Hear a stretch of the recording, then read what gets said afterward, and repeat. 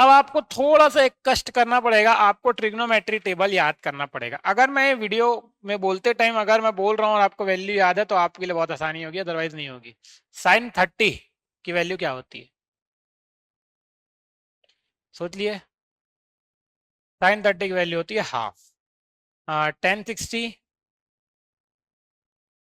1060 की वैल्यू सोच लिए, उसकी वैल्यू होती है √3। सेक 45 सोच लिए, सेक 45 की वैल्यू होती है √2। 1090 सोच लिए, 1090 की वैल्यू होती है नॉट डिफाइंड।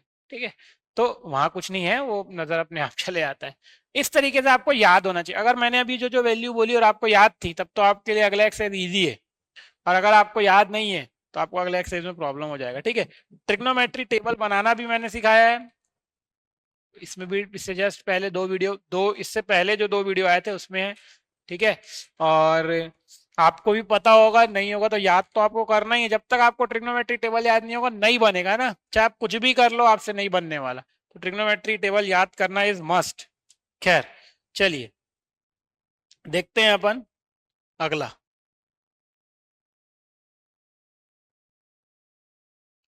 इसमें देखिए बोल रहा है solve the following trigonometric equation. आपको ट्रिग्नोमेट्रिक इक्वेशन सॉल्व करना है। अभी तक अपन प्रूफ करते आ रहे थे आइडेंटिटीज, ट्रिग्नोमेट्रिक आइडेंटिटीज। अब क्या करेंगे अपन, ट्रिग्नोमेट्रिक इक्वेशन को सॉल्व करेंगे। कैसे होगा देखते हैं, ध्यान से देखिए। क्वेश्चन है 2 cos square theta minus √3 cos theta is equal to 0। ठीक, क्वेश्चन है एक्सरसाइज 2 का फर्स्ट क्वेश्चन है 2 cos square theta minus 3 cos theta is equal to 0। यही है, नहीं, √3, ये आपको दिया हुआ है।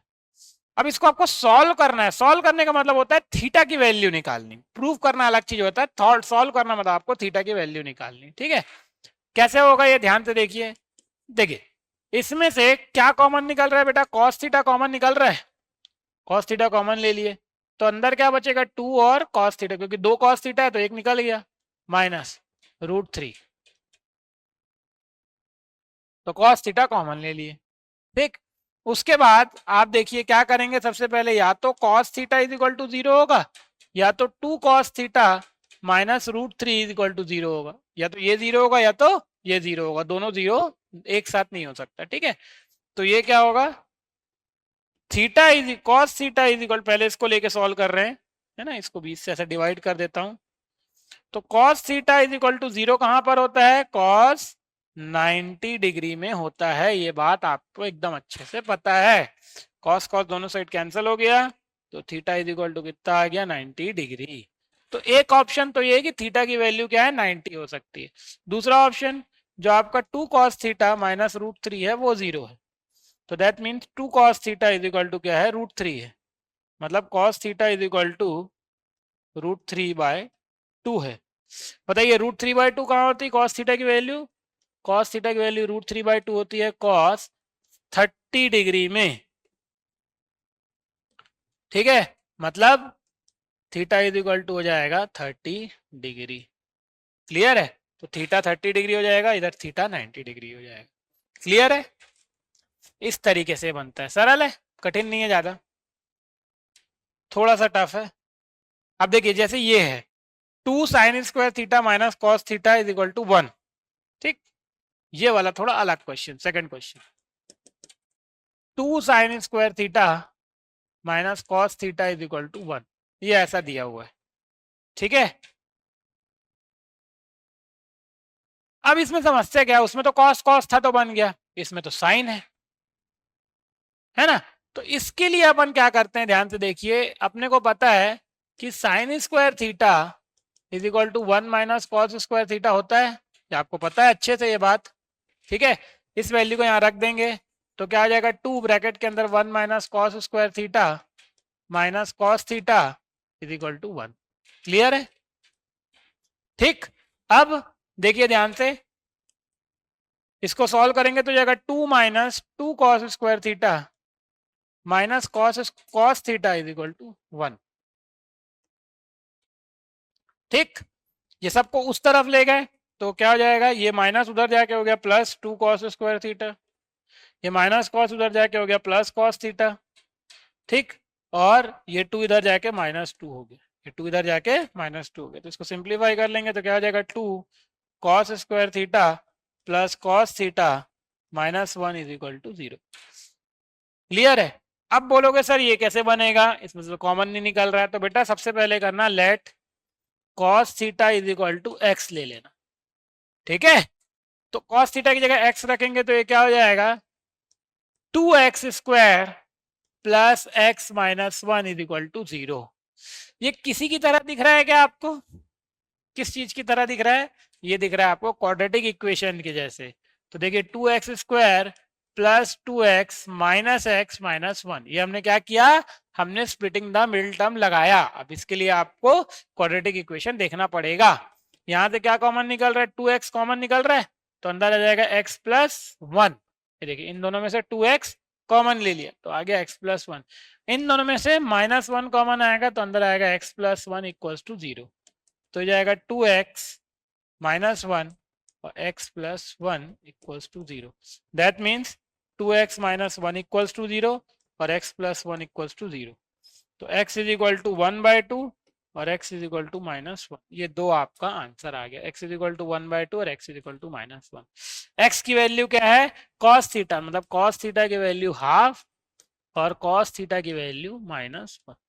तो बेटा पूरे ट्रिग्नोमेट्री टेबल में cos थीटा की वैल्यू आपको कहीं भी -1 नहीं दिखी होगी, कहीं नहीं दिखी होगी।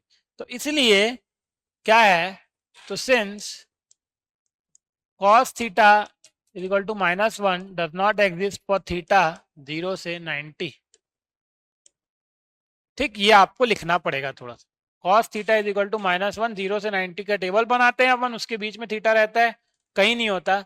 Therefore cos theta is equal to कितना हो जाएगा, हाफ। कहां पर होता है बेटा cos थीटा की वैल्यू हाफ, cos थीटा की वैल्यू हाफ होती है 60 डिग्री में, तो थीटा इज इक्वल टू कितना हो गया 60 डिग्री। इस तरीके से ये बनेगा। तो सॉल्व वाले क्वेश्चन ऐसे होते हैं। पहला वाला सरल था, देखो फिर से बता रहा हूं, साइन स्क्वायर की जगह 1 माइनस कॉस स्क्वायर रखा हमने। ठीक, सॉल्व किया, सॉल्व करने के बाद ये इक्वेशन बना, इसमें कॉस थीटा की जगह मैंने एक्स रख दिया। ठीक, ये क्वाड्रेटिक इक्वेशन बन गया। क्वाड्रेटिक इक्वेशन को सॉल्व किया, एक्स की वैल्यू निकाली, एक आया हाफ, एक आया -हाफ। तो एक्स की जगह कॉस थीटा है तो cos theta is equal to half हो जाएगा, cos theta is equal to -1 हो जाएगा। कहीं पर भी टेबल में आपको कॉस थीटा की वैल्यू -1 नहीं दिखेगी, इसलिए हमने हाफ लिया, तो इसलिए थीटा की वैल्यू 60 निकल गई। ठीक है, इस तरीके से ये बनता है। अगला क्वेश्चन देखते हैं। देखिए ये वाला आप खुद बनाएंगे, यहां पर भी साइन की वैल्यू कॉस में चेंज करने के बाद इधर लेके आना, तो वैसी इक्वेशन बन जाएगा। मैं 10 वाला बना रहा हूँ, 3 tan स्क्वायर 2 sec स्क्वायर 1। देखिए question number 3, 3 tan square theta is equal to 2 sec square theta plus 1। अब ये तो tan और sec है ना, तो जैसे हमने पिछले वाले में क्या किया था, साइन की वैल्यू डाला था, देखो पिछले वाले में साइन स्क्वायर की, वैसे ही इसमें भी सेक स्क्वायर की वैल्यू डालेंगे। क्या डालेंगे, sec square theta is equal to 1 plus tan square theta. ठीक है, तो ये क्या हो जाएगा 1 plus tan square theta plus 1। Sec की जगह डाल दिया 1 plus tan square theta, multiply कर दीजिए तो ये क्या हो जाएगा 3 tan square theta is equal to 2 plus 2 tan square theta plus 1।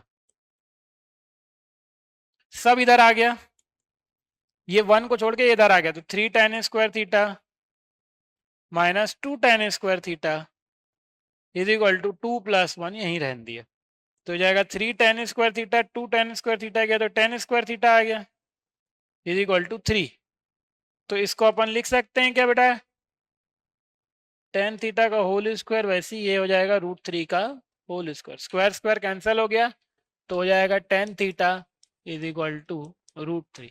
अब बताइए tan थीटा की वैल्यू √3 कहां पर आती है, tan थीटा की वैल्यू √3 आती है tan 60 डिग्री में, that means theta is equal to क्या हो जाएगा 60 डिग्री। ये आपका क्लियर है, ये आपका आंसर।